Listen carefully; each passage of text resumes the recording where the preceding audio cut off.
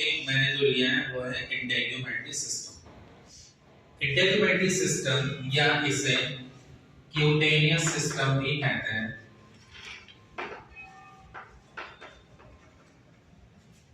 और एक नाम और दिया जाता है डर्मल सिस्टम।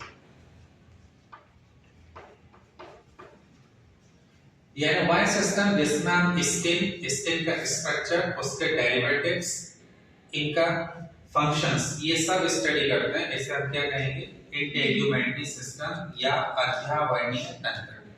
ठीक है। स्किन, इसका मेन जो टारगेट है हमारा स्किन है। इसके शरीर में सबसे बाहर की तरफ पाए जाने वाला लार्जेस्ट ऑर्गन होता है, सबसे बड़ा अंग होता है और इसका पूरे शरीर को कवर करने के कारण लार्जेस्ट ऑर्गन की संज्ञा दी गई है। ठीक है। इसके डिपार्टमेंट का नाम डर्मेटोलॉजी है।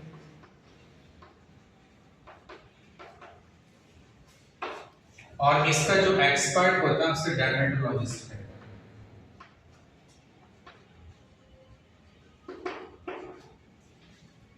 यानी इसके लिए यदि हमें कोई समस्या होगी तो हम किस डॉक्टर के पास जाएंगे? डर्मेटोलॉजिस्ट। ठीक है। फिर नेक्स्ट है स्ट्रक्चर ऑफ स्किन। जब हम स्किन की संरचना देखते हैं तो ये छूने में तो हमें बहुत पतली दिखाई देती है, जबकि ऐसा नहीं। ये मुख्य दो लेयर की बनी होती है। सबसे ऊपर की तरफ होती है नंबर 1 एपिडर्मिस, नंबर 2 डर्मिस, और एक इसके नीचे फैटी टिश्यूज की लेयर पाई जाती है जिसे हम लोग हाइपोडर्मिस या सबक्यूटेनियस लेयर कहते हैं। ठीक है। थर्ड लेयर हो जाती है। तो अभी हमारा बेसिक टारगेट क्या है? एपिडर्मिस और डर्मिस।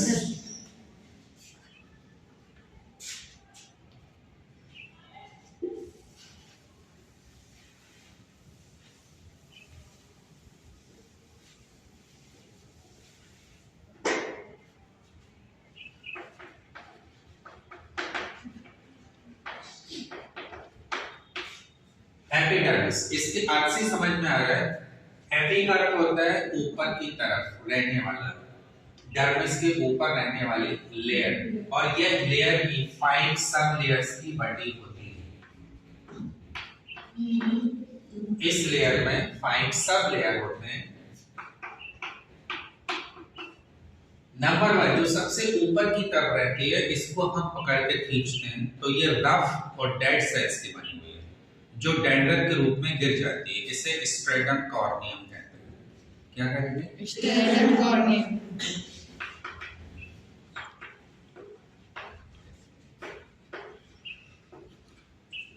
स्ट्रेटम कॉर्नियम के नीचे सेकेंड और थर्ड ये लेयर भी डेड सेल्स की है, केराटिनाइज्ड की है।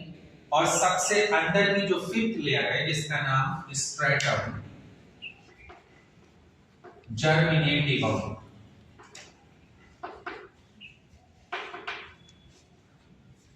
स्ट्रेटम जर्मिनेटिवम होता है एकमात्र इंटरनल लेयर है जो जीवित है, सेल डिवीजन करती है और सेल डिवाइड होकर के ऊपर की तरफ आती है। कहां जाएगी? ऊपर की तरफ। तो इसके ऊपर रहती है स्ट्रेटम स्पाइनोसम, स्ट्रेटम स्पाइनोसम। ठीक है। फिर स्ट्रेटम ग्रैन्युलोसम, देन स्ट्रेटम लूसिडम। ये 5 सब लेयर की बनी हुई है। ठीक है। जीवित लेयर कहां तक है? 1 2 3। इसके बाद केराटिनाइज्ड स्टार्ट हो जाता है। केराटिन नामक प्रोटीन इसमें स्टोर होने लगता है और ये डेड होने लगती है, नॉन न्यूक्लिएटेड होती है, फ्लैट होती है और अंत में घर्षण के कारण निकल के अलग हो जाती है। उसको हम डेंड्रन के रूप में देखते हैं। कुछ एनिमल्स में वो त्वचा एक साथ निकलती है, जैसे सांप की कैंचुली निकलती है, तो उसको एक्टाइसिस प्रोसेस कहते हैं।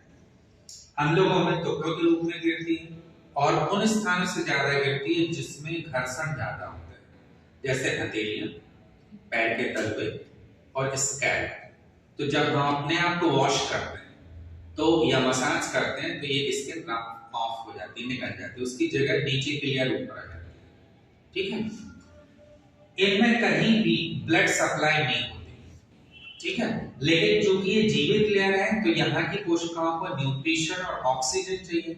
तो ये न्यूट्रिशन और ऑक्सीजन कहाँ से मिलता है? डर्मिस में की जाने वाली ब्लड सप्लाई से, उनकी कैपिलरी नेटवर्क से इंटरस्टिशियल फ्लूइड के रूप में बाहर निकला हुआ फ्लूइड यहाँ तक पहुँचता है और उसी फ्लूइड से इनको न्यूट्रिशन और ऑक्सीजन मिलती है और इनका वेस्ट प्रोडक्ट उसी लिम्फ में पहुंच जाता है, इंटरस्टिशियल फ्लूइड में, जो लिम्फ के रूप में कलेक्ट होकर लिम्फेटिक्स के माध्यम से बाद में ब्लड को दिया जाता है।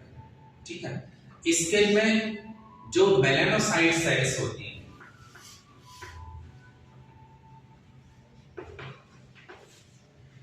ये वो सेल्स हैं जिनमें मेलानिन पिगमेंट होता है। ये सेल्स जितना ज्यादा मेलानिन को अपने अंदर रखेंगी, मेलानिन उतना ज्यादा कंसंट्रेट फॉर्म में आएगा और स्किन का कलर डार्क होगा। ठीक है, तो मेलानोसाइट सेल्स स्ट्रेटम जर्मिनेटिवम की लेयर में यहाँ की सेल्स के बीच बीच में ये पाई जाती है और मूवेबल होती है, मूव करती है। ठीक है, जैसे जब हम गर्मियों में बाहर ज्यादा रहते हैं धूप में, जो हमारे एक्सपोज्ड ऑर्गन्स है वो डार्क हो जाते हैं और जो हमारे कवर्ड ऑर्गन्स है वो फेयर रहते हैं। तो जैसे जैसे टेम्परेचर बढ़ेगा ये उस जोन में सबसे ज्यादा काम करती है और मेलेनिन सबसे ज्यादा रहता है। फॉर एग्जांपल इंडिया की बात करें तो साउथ इंडियंस लोगों में मेलेनिन की मात्रा ज्यादा रहती है, इसलिए वो डार्क कलर को रिप्रेजेंट करते हैं और नॉर्थ इंडियंस में इनकी मात्रा कम होती है, इसलिए वो फेयर कलर को रिप्रेजेंट करते हैं। ठीक है, और हम लोग मिड जोन में, सेंट्रल इंडिया में, तो हमारा ना तो हम फेयर है ना डार्क है, मिड में आ गए, तो हमारा वीटेस्ट कलर है ये हुआ ना। ठीक, नेक्स्ट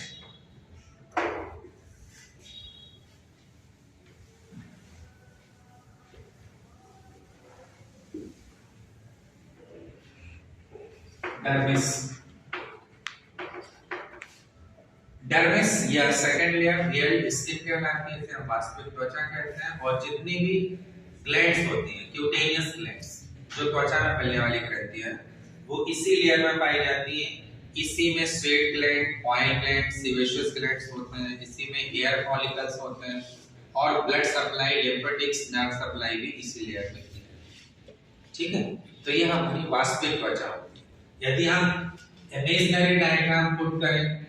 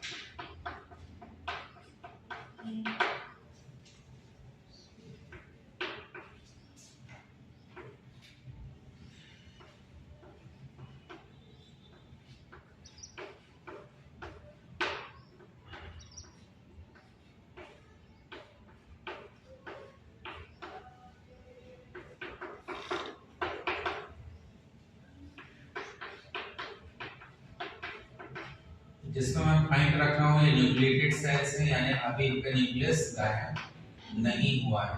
ठीक है, और जिसमें नहीं रख रहा हूँ वो डेड सेल्स हो गई, उनका न्यूक्लियस गायब हो चुका है। ठीक है,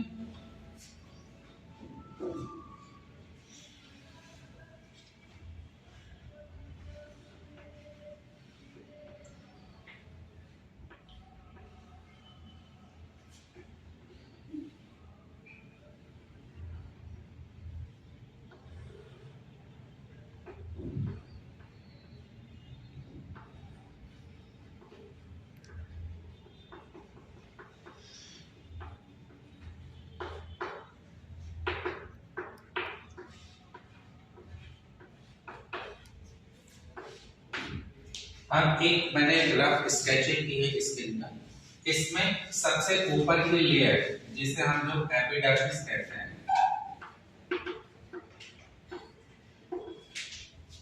ये शो हो रही है, जिसमें मैंने पांचों लेयर को रिप्रेजेंट किया है। सबसे ऊपर स्ट्रेटम कॉर्नियम, सबसे अंदर स्ट्रेटम जर्मिनेटिवा, ठीक है। ये सेल डिवीजन करके ऊपर की तरफ सेल को काटती चली जाती है।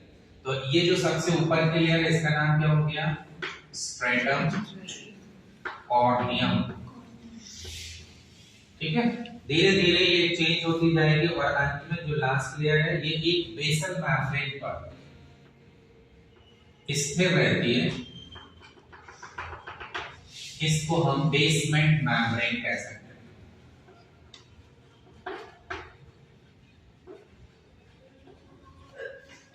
बेसमेंट मेम्ब्रेन, ठीक इसके ऊपर होती है स्ट्रेटम जर्मिनेटिवा।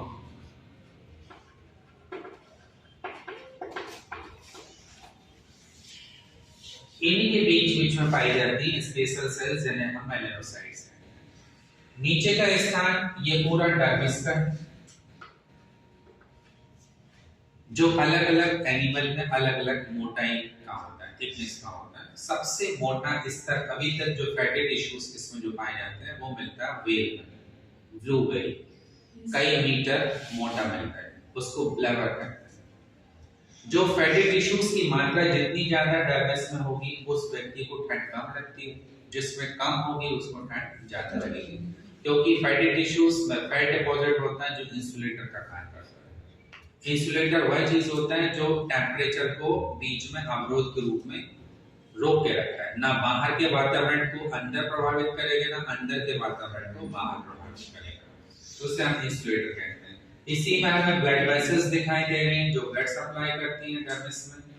इन्हीं के द्वारा निकला हुआ पानी जैसा पदार्थ इंटरस्टिशियल फ्लूइड कहलाता है, जो न्यूट्रिशन प्रोवाइड करता है प्लस ऑक्सीजन यहाँ पूरे को देगा प्लस इस सेल को देगा, एपिडर्मल की सबसे अंतिम लेयर को देगा। यहीं से वापस जब वेस्ट प्रोडक्ट उस फ्लूइड में मिल जाते हैं तो वो फ्लूइड वापस इसमें आ जाएगा ब्लड का, और कुछ फ्लूइड बंधमुखी नलिकाओं में आ जाता है। इन बंधमुखी नलिकाओं को हम लिम्फ कैपिलरीज कहते हैं। तो ये इनके अंदर आएगा तब उसका नाम लिम्फ हो जाएगा। साथ ही इसी में आपको हेयर फॉलिकल दिखाई दे रहा है, जो स्किन के डेरिवेटिव्स होते हैं उनमें हमारा एक नाम आ रहा है हेयर का, बाल। तो हेयर फॉलिकल यहाँ पर सेल डिवीजन करके फॉलिकल की ऊपर की तरफ निकलता है, जिससे हम शाफ्ट कहते हैं, हेयर शाफ्ट। ये हमें स्किन के ऊपर दिखाई देता है। जब हम बाल ऊपर की तरफ आता जाता है, जैसे जैसे अपने न्यूट्रिशन से दूर होता जाएगा इसकी सेल्स डेड होती चली जाएगी। तो जो बाल त्वचा के बाहर आ जाते हैं वो डेड सेल्स के बने हुए हैं, उनको काटने पर हमें दर्द महसूस नहीं। ये भी केराटिनाइज्ड प्रोटीनस सेल्स है, केराटिन इनमें भरा रहता है, और जब केराटिन हटने लगता है तो बीच में खाली स्थान होता है जहां एयर बबल्स आने लगता है, जो प्रकाश का परावर्तन करते हैं, इसलिए हमारे बाल वो सफेद दिखाई देने लगे। ठीक है, बालों का गहरापन या कालापन क्यों दिखता है? केराटिन प्रोटीन के कारण और मेलानोसाइट सेल्स के कारण, मेलानिन भी इसमें मिलता है। ठीक है, और ग्रे या व्हाइट क्यों दिखते हैं? जब केराटिन कम होगा, मेलानोसाइट सेल्स में मेलानिन कम होगा, तो वहां एयर बबल्स रहेंगे जो प्रकाश का परावर्तन करते हैं, जिससे बाल सफेद दिखाई देते हैं। ठीक, तो ये हो गया आपका स्किन। अब स्किन के कार्य यदि हम देखते हैं तो स्किन हमारे बहुत सारे कार्य करती है। जैसे नंबर 1 प्रोटेक्शन, शरीर में सबसे पहले हमारी सुरक्षा करती है, प्रोटेक्ट करती है बाहर की चीजों को अंदर जाने से, चाहे वो फॉरेन मटेरियल हो या माइक्रोब्स हो या इंसेक्ट्स। सेकंड अट्रैक्शन, स्किन हमें अट्रैक्ट भी करती है। स्किन जितनी फेयर होगी, जैसे हमारा नेशनल बर्ड पीकॉक, जिसका हम फेवोक्रिस्टेटस कहते हैं जूलॉजिकल नेम, वो कितना सुंदर है, तो उसकी स्किन का कलर ही हमें अट्रैक्ट करता है। तो attraction plus protection. Second water balance बनाती है, शरीर में पानी का संतुलन बनाए रखती है। एसिड बेस बैलेंस बनाती है। एक्सक्रीशन के रूप में स्वेट निकालती है, पसीना निकालती है, जिसमें वेस्ट प्रोडक्ट शरीर से निकलते हैं। ठीक है, इसके अलावा टेम्परेचर मेंटेन करती है, ठंड में अलग और गर्मियों में अलग। ठंड में पेरिफेरल ब्लड सप्लाई रुक जाएगी तो हीट लॉस कम होगा। इंटरनल ब्लड सप्लाई बढ़ती है, सरफेस एरिया हम लोग कम कर लेते हैं। आपने देखा होगा कभी बाहर एटमॉस्फेयर में कि जब कोई एनिमल बैठता है, ठंड लग रही है तो अपने एरिया को सिकोड़ के बैठ जाता है। डॉग को देखिए आप, तो जितना ज्यादा हमारा सरफेस एरिया होगा हीट लॉस ज्यादा होगी, सरफेस एरिया कम होगा हीट लॉस कम होगी। अपोजिट गर्मी, जब हमारा टेम्परेचर बढ़ा हुआ है उस ड्यूरेशन में स्वेटिंग होती है। स्वेट में पानी सबसे ज्यादा है, पानी हमारे शरीर का ताप लेकर के वाष्पित होता है, उसके वाष्पीकरण में हमारी ऊष्मा खर्च होती है, इसलिए बॉडी टेम्परेचर मेंटेन हो गया, कम हो गया। ठीक है, ये हमारा स्टोर का काम भी करती है स्किन, इसमें बहुत सारे मिनरल्स, वाटर और फैटी टिश्यूज स्टोर होते हैं। साथ ही ये सिंथेसिस का काम भी करती है, संश्लेषण भी करती है विटामिन डी का, प्रकाश की उपस्थिति। तो स्किन हमारे लिए मल्टीपर्पस काम करने वाला ऑर्गन है। ठीक है, आपके कोई क्वेश्चन है तो आप मुझे पूछ सकते हैं।